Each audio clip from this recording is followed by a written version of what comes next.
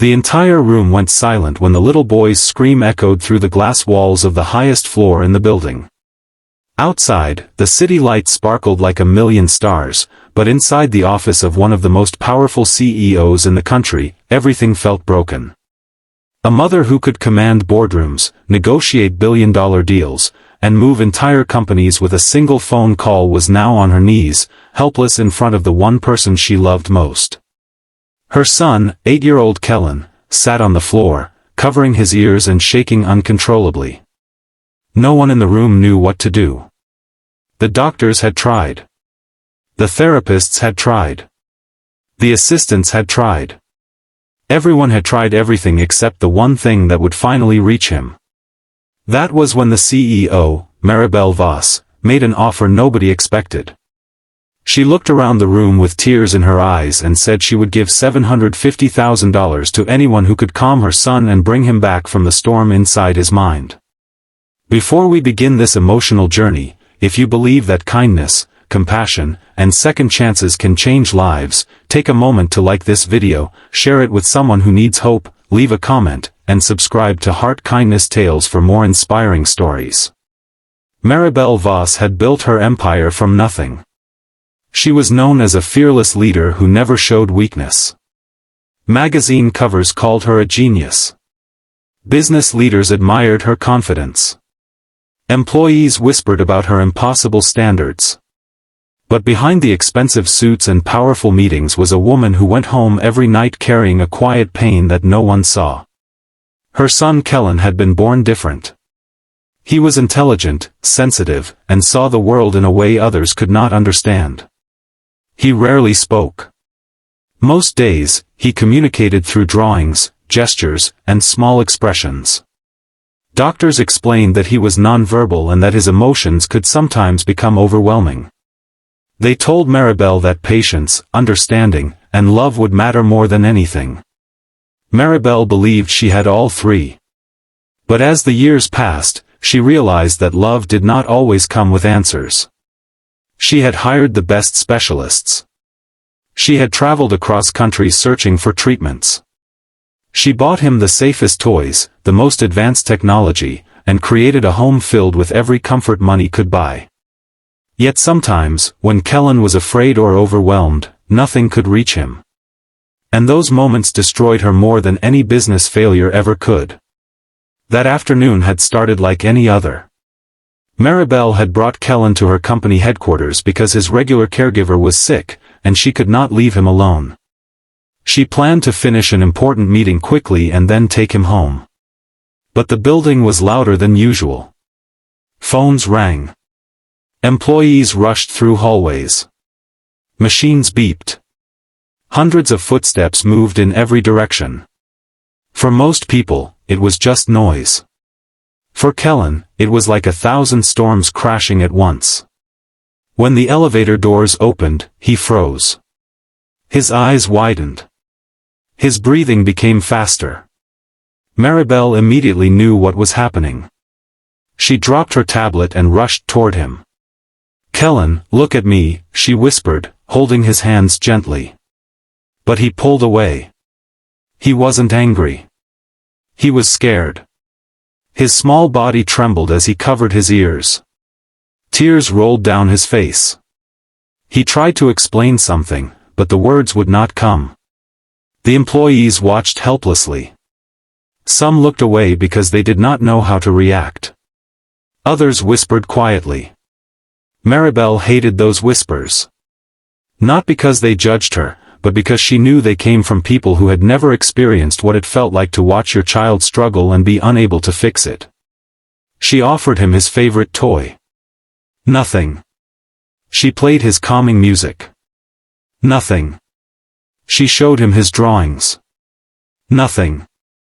The minutes passed, and Maribel felt the walls closing in around her. A senior manager suggested calling an ambulance. Another suggested taking him home immediately. But Maribel knew her son did not need strangers rushing in.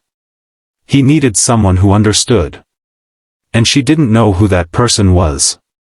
That was when she broke. The woman who had once stood in front of thousands of employees and delivered speeches without fear began crying. "I don't care about the company," she said softly. "I don't care about the money. I just want my son to feel safe." Nobody moved. Then, in a moment of desperation, she looked around the room. "I'll give $750,000, she said. "Anyone who can calm him, anyone who can reach him, I will give you that money." People stared at her. Some thought she was making an emotional decision. Others thought she had lost control. But then an unexpected sound came from the hallway. A broom slowly moved across the floor. Everyone turned. Standing there was a man wearing a simple janitor uniform. His name was Otis Bell. Otis was 63 years old and had worked in that building for nearly 15 years. Most executives barely noticed him. He cleaned offices after midnight, fixed small problems nobody cared about, and quietly helped people without asking for anything in return. He was invisible to almost everyone. But he noticed everything. He noticed the employee who cried in the stairwell after losing her mother. He noticed the security guard who skipped lunch to pay for his daughter's medicine. He noticed the small things that powerful people often missed. Otis looked at Kellen, then looked at Maribel. "I don't want the money," he said. The room became even quieter. Maribel wiped her tears. "Then what do you want?" Otis looked back at the boy sitting on the floor. "Just a chance." Some people in the room exchanged doubtful looks. A janitor? How could a janitor do what doctors and experts could not? But Otis slowly walked forward and sat down on the floor several feet away from Kellen. He didn't touch him. He didn't demand his attention. He didn't tell him to stop crying. He simply sat there. Minutes passed. Everyone waited. Maribel watched nervously, afraid to hope. Otis lowered his voice and whispered one word. "Home." The effect was immediate. Kellen stopped moving. His hands slowly lowered from his ears. His eyes moved toward Otis. The entire room held its breath. Otis repeated the word softly. "Home." Then he tapped his chest gently. "Home." Kellen stared at him. For the first time in almost an hour, his breathing slowed. Maribel looked shocked. She had heard that word thousands of times from therapists and specialists. She had said it herself. But something about the way Otis said it was different. It wasn't a command. It wasn't a solution. It was a memory. A few moments later, Kellen slowly crawled closer. Everyone froze. Maribel covered her mouth. Her son, who struggled to connect with most people, moved toward this stranger. Otis remained still. He let Kellen decide. When Kellen reached him, he gently touched Otis's sleeve. A tiny gesture. But to Maribel, it felt like a miracle. She fell to her knees, crying. "What did you do?" she whispered. Otis looked at her. "I didn't do anything." His voice was calm. "I just listened." Maribel shook her head. No one could reach him. Otis looked at Kellen. Maybe everyone was trying too hard to pull him out of his world. Maybe he just needed someone willing to sit beside him in it. Those words stayed with her. Because she realized something painful. She had spent years trying to change her son's silence. She had fought so hard to make the world accept him. But she had forgotten the most important thing. He wasn't a problem to solve. He was a person to understand. Later that evening, Maribel asked Otis why that one word worked. The old janitor looked out the window at the city. Years earlier, he explained, he had a daughter named Serafina who was nonverbal after a childhood illness. She had struggled with the world becoming too loud and too overwhelming. Otis had spent years learning how to communicate with her. He learned that when someone cannot speak, it does not mean they have nothing to say.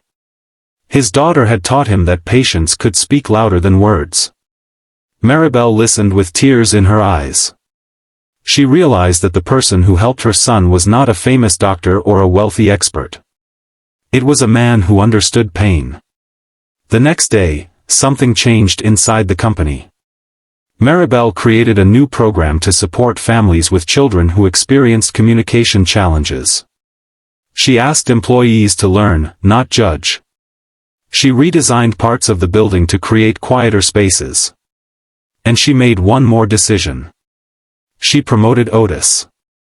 Not because he calmed her son, but because he had shown everyone something money could never buy.